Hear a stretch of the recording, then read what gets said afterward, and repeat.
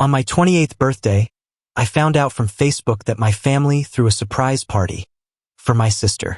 Caption said, "The only one who deserves celebrating." I commented, "Nice cake." My mom replied, "At least someone's worth baking for." I smiled, replied, "Enjoy it, while you can." That same night, I made one transfer, sent 2 emails. 12 days later, my sister screamed when her landlord called and said, "Your rent's canceled." On my 28th birthday, I got a Facebook tag while sitting at my desk eating leftovers. I wasn't expecting much, maybe a few HBD messages or a meme from Amanda, my sister. Instead, it was a full gallery of photos from what looked like a very expensive backyard bash. White tents, tables with navy linens, catering trays, a neon sign over the fence that said Amanda Con 2025, and right in the center, a custom cake with her name in gold cursive to our star, Amanda. The caption under it read, "The only one who deserves celebrating." That was posted by my mom. There were 20-some photos, all smiling faces. My parents, Amanda holding a glass of champagne, her coworkers, even Uncle Rick and Aunt Laura made the drive-in. Not a single mention of my birthday, which was that exact day. I commented, "Nice cake." My mom replied within minutes, "At least someone's worth baking for." I didn't even react right away. I just sat there looking at those words. I remembered that text from Dad 2 weeks ago. "Hey, we need a little help. Something special for someone. Can you send $500? I didn't even ask what it was. I just transferred it. Now I knew it went to shrimp platters, monogram napkins, maybe even the gold icing on Amanda's cake. The same Amanda who just the night before had been drunk in our family group chat and called me a loser. Imagine being 28 and still figuring life out. She typed, "At least one of us isn't a total disappointment." Then she dropped a gif of someone still clapping. Nobody said a word. No one even deleted the message. I didn't say anything either. I just read it, put my phone down, and sat there while Jess, my girlfriend, asked if I wanted to go out for dinner. I told her I wasn't feeling it. I just wanted to be alone for a bit. That night after she went to sleep, I sat at my laptop, opened the banking app, the joint family account, the one that started last year when Dad got his hours cut and Mom said it would help us all stay afloat as a team. Except the team was just me. Every paycheck I tossed in a few hundred. Meanwhile, my parents would contribute maybe $12 every other month and act like it was a generous gesture. I transferred everything out. Clean, not a cent left. Then I sent 2 emails. One was to Amanda's landlord. I'd helped her set up her lease last year. She couldn't figure out the documents and I'd co-signed just to speed things up. The other email was to the property manager. It was short. "I'm withdrawing from financial responsibility for Unit 3B effective immediately. Termination of future rent payments is non-negotiable. Please advise the tenant to make other arrangements." 12 days later, Amanda called my parents screaming. Her lease wasn't being renewed. The landlord told her rent hadn't been paid, and there was no indication it ever would be again. She had 3 weeks to get out. An hour after that, my phone rang. It was Dad. I didn't answer. Then Mom ignored that too. Amanda texted me a single word.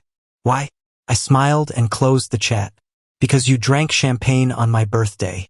Because you called me a loser in front of the only people I was stupid enough to think might defend me. Because you spent the money I gave you for a celebration and it wasn't mine. And because that was only the beginning." Amanda didn't even try to hide her smugness when she moved back in with our parents. She posted a story the day after the landlord told her to get out. Picture of her room back home. Caption said, "Sometimes life throws you curveballs. Thank God for family." Right? The same family that didn't text me on my birthday. The same family that used my $500 to throw a party for her and didn't even flinch when she called me a loser in the group chat. Now I was the villain for making her deal with consequences. The silence lasted maybe 36 hours. Then it started. First a text from Dad. "Hey, so about Amanda's situation. Any way you can help her get a new place? Maybe just the deposit first month. She's under a lot of stress." I didn't answer. A few hours later, Mom tried. "Honey, she's just going through a hard time. You know how she is. still figuring things out. If you could help her get back on her feet, we'd all be grateful. No mention of the $500. No apology for the party. No explanation for that Kate caption. The next day, Dad sent me a long email, and I mean long. He tried to dress it up like it was all about keeping peace in the family. He even quoted something about not letting resentment win, but the bottom line was simple. Amanda didn't have a place to live, and they didn't want her staying in their house. Not for long. His closing line was, "We thought maybe you could rent something short-term for her, just until she's back on track. She's saving for her first car." I replied, "She got a raise. Tell her to figure it out." That was when the gloves came off. Amanda sent me a voice note, said I was acting like a lunatic, that I was obsessed with punishing people. She actually said, "Just because no one cares about your sad little birthday doesn't mean the world revolves around you." She ended it with, "Grow up." Mom started texting Jess, my girlfriend. Sent her some saccharine message about hoping she's aware of what she's getting into. Tried to make it sound like concern. Jess screenshotted it and handed me her phone. Said, "You ready to be done with this?" I was. That weekend, I told my parents to come pick up the rest of Amanda's things from my place. I kept some old boxes from when she moved out, mostly stuff I should have thrown away. I told them this was the last time they'd be invited inside. My dad looked at me like I'd shot someone. My mom did her usual fake crying. Amanda didn't even come. She sent a group text saying, "Let me know when it's safe to go near Kyle. Wouldn't want to end up in a freezer." I changed every lock on my house that night. Had the locksmith Ricky the garage too. Installed cameras front and back. I wasn't playing anymore. They stopped pretending after that. No more soft guilt, just public shots. My dad posted on Facebook about how it's sad when one member of your family lets money turn them into a monster. My mom commented, "We did everything for him. Everything." Amanda went on Twitter and wrote, "Imagine your big brother making you homeless and thinking he's the victim." Then came the last straw. They contacted Jess's mom, said they were worried about Jess, that I'd become unpredictable. Her mom, bless her, just laughed and sent us a screenshot of the message, but I was done being calm. The next morning, I made an anonymous report. I knew exactly what to say. Things I'd overheard growing up. Things I wasn't supposed to remember about my dad's side hustle in the early 2000s. About the cash work he bragged about that never saw taxes. About my mom getting relief while pocketing money under someone else's name. I didn't even need to lie.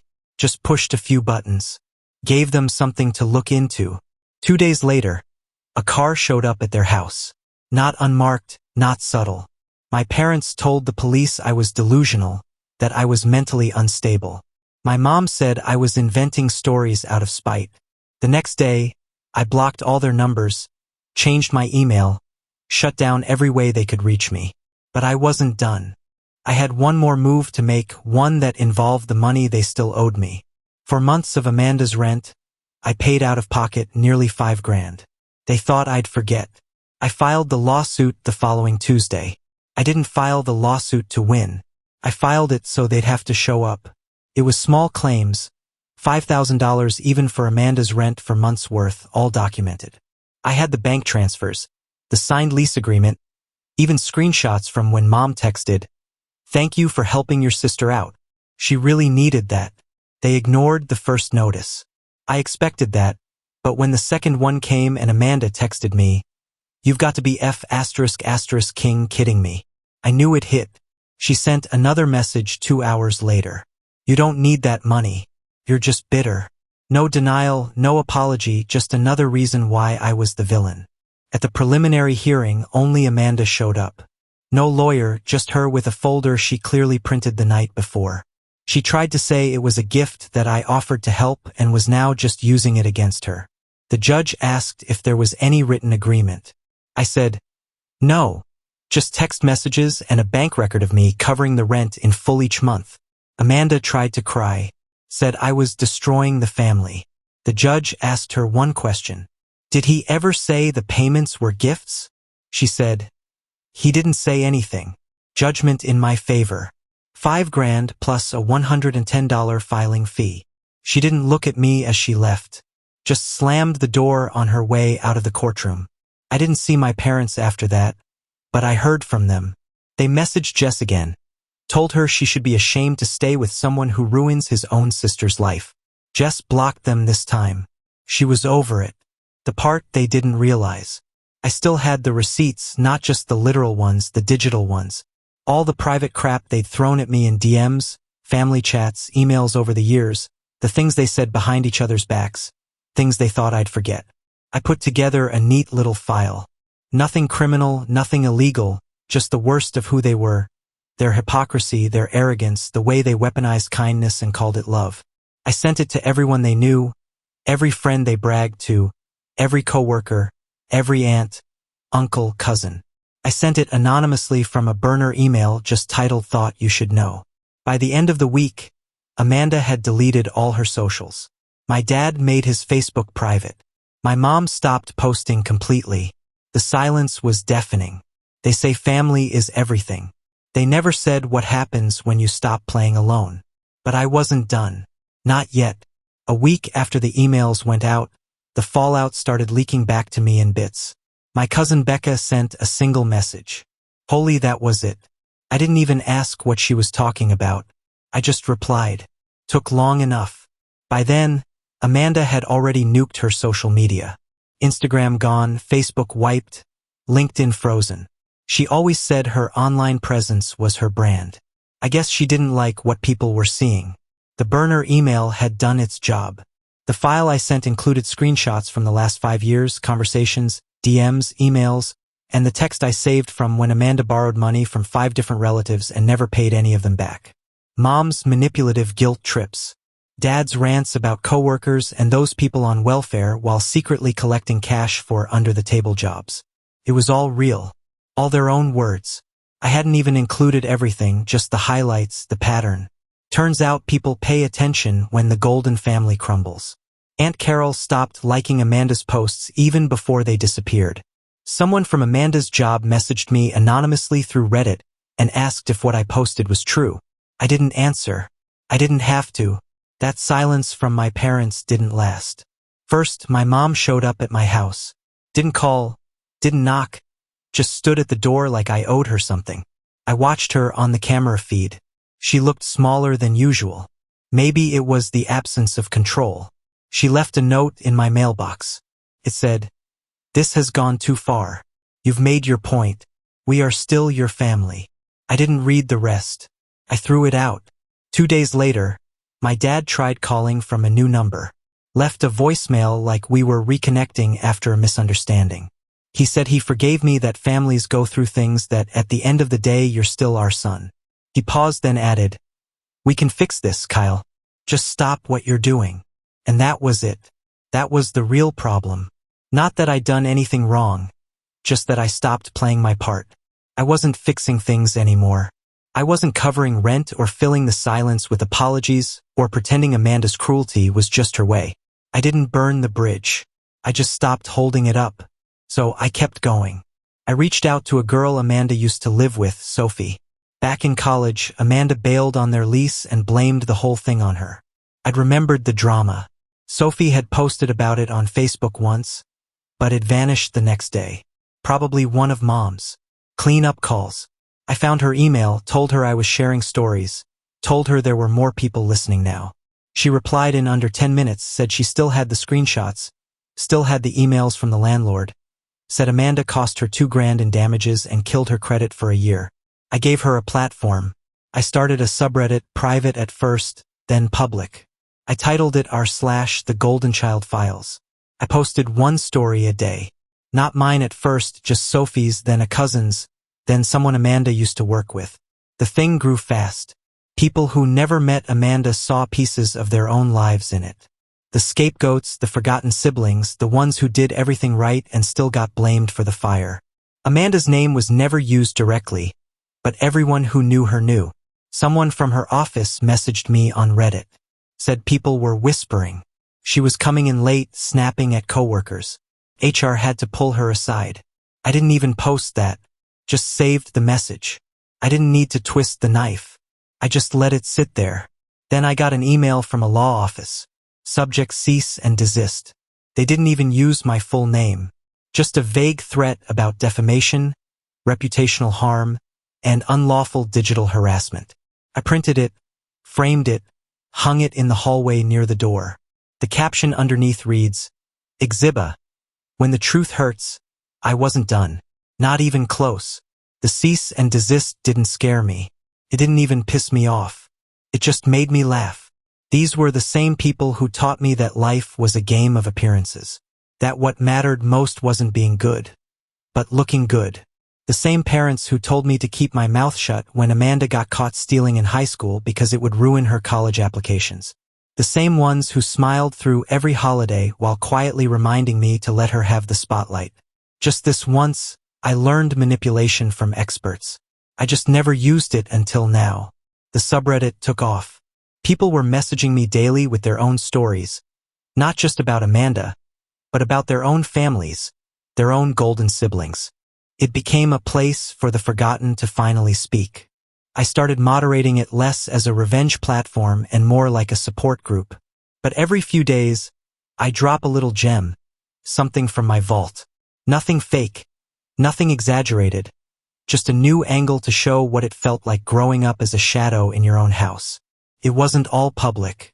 Some things I saved just for me, like the message Amanda sent through a mutual friend. "You need to stop this. You're mentally unwell. This is harassment." I replied, "You drank champagne at a party paid for with my money on my birthday and called me a loser in front of our entire family. This is me remembering."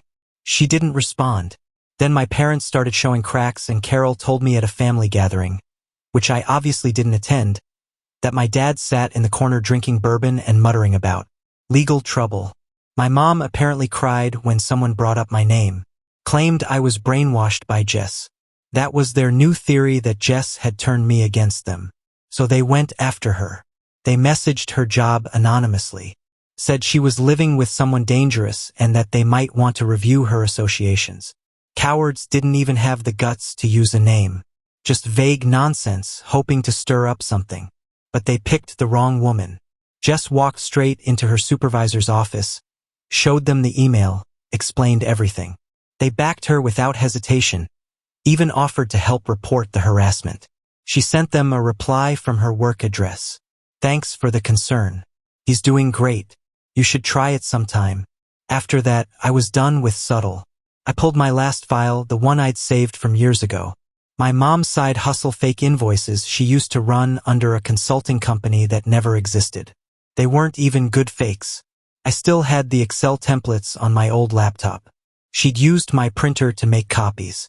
I'd watched her walk into the credit union and deposit one with her fake business name scribbled in blue pen. Statute of limitations maybe, but tax fraud doesn't age well, especially when the IRS gets curious. I didn't send it to them. I sent it straight to the source. Attached a short note. "Family taught me everything I know." 2 days later, they both went silent. Not the kind of silent where they regroup and come back swinging. The kind where you realize the house is on fire and you've got no exits left. Amanda's friends started peeling off too. One of them messaged me, said, "She's not who we thought she was." I didn't say anything back. I was busy with something else, building a case. By the time the IRS letter reached their mailbox, I had already started collecting what I needed for round 2. It wasn't just about getting even anymore.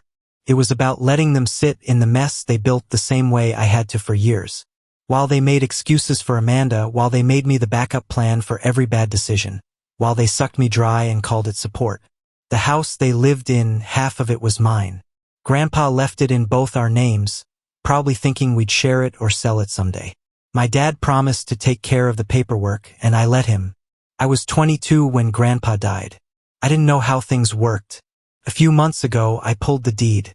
He never took my name off, never bought me out. They just acted like it was theirs. So I gave them a notice. Legal, official. They had 30 days to buy out my half or sell. No more free passes. No more hiding behind. But we're family. The day the notice arrived, Amanda posted one last thing before her socials disappeared again. A black screen with white text. "Some people will do anything to destroy their own blood." That post lasted for minutes. I was one of the first to see it. Then she vanished. Jess and I started planning a move. Out of state, clean start. I'd been thinking about it for a while, but now it felt real. I'd finally cut the cord. Every part of it, the house, the history, the fake loyalty. My dad tried one more time. He called me after ignoring everything else like the lawsuit, the eviction warning, the police questions about Mom's consulting work. He left a voicemail. His voice sounded thinner than I'd ever heard it. "You don't have to do this," he said. "You're going to regret pushing everyone away. One day you'll be alone and we won't be here anymore." That was supposed to scare me, but I'd never felt lighter. They spent years using silence as a weapon, withholding kindness like it was currency. Now I'd taken everything they thought they controlled, the money, the secrets, the narrative, and turned it inside out. They tried to ruin my reputation. They failed. They tried to shame Jess. They failed. They tried to threaten legal action. They failed. Now Amanda lives in a rental she barely affords. My parents are sitting on a house they can't pay for without me. Their successful child isn't speaking to them, and everyone around them is starting to ask questions they don't have answers for. And me, I check the subreddit sometimes. Still growing, still full of stories from people like me. People who gave everything and got spit on. People who woke up one day and realized they weren't angry. They were done. This is my last post. I won't update again. If they ever talk to me, it'll be in court. Until then, I'm fine. Better than fine. One update. A lot of people have been asking what happened with the money. So here's your update. After the judgment in small claims court, Amanda had 30 days to pay me the $5,000 plus fees. She didn't. She ghosted the court, ignored follow-ups, sent me nothing. So I filed for a lien against her car. The new one she was so proud of, the one she bought herself with that raise. Turns out her financing paperwork listed her real address, my parents' house. That made things easier. I also started garnishment proceedings through her job. I didn't even have to make noise. The court did the talking. Her employer got the papers, and suddenly a chunk of her paycheck started rerouting itself back to me every 2 weeks like clockwork. She tried to fight it, claimed financial hardship. Her lawyer finally, a real one this time, contacted mine and said it was disproportionate retaliation. I didn't care. The money wasn't the point. The principle was. She called me a loser while spending my money. Now she gets to chip away at that debt every payday, reminded each time she opens her banking app. As for the house, the one I co-own with my parents, they stalled. First said they couldn't afford to buy me out, then asked if I'd consider pausing the process. They even offered to give me $3,000 as a good faith gesture.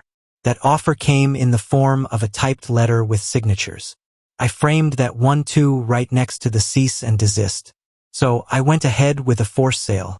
The court appointed a real estate mediator. My parents can't stop it now. They either buy me out at the appraised market value or sell. No more fake tears. No more. Someday they had years. I'm done waiting. I'm also filing a claim to recoup damages for property expenses I've covered since 2018. Taxes, maintenance, repairs I paid for when Dad forgot I kept the receipts. The number's climbing fast. We're past $17,000 now, and that's before interest. They're bleeding money trying to keep their image intact. Amanda's checks are lighter. Mom's spending more time trying to fix things with people who've already stopped returning her calls. Dad, last I heard, was asking around about early retirement. Might be forced depending on what the IRS decides to do with the paperwork I sent. It's not about revenge anymore. It's math. Simple, clean, and finally, for once, fair. Let's see how they handle fairness.